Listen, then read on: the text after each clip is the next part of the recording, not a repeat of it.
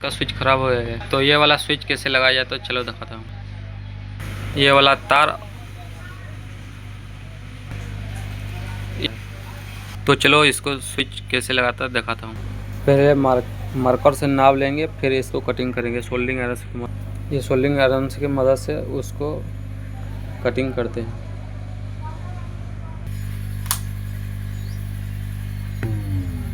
Welcome to the world of you and I.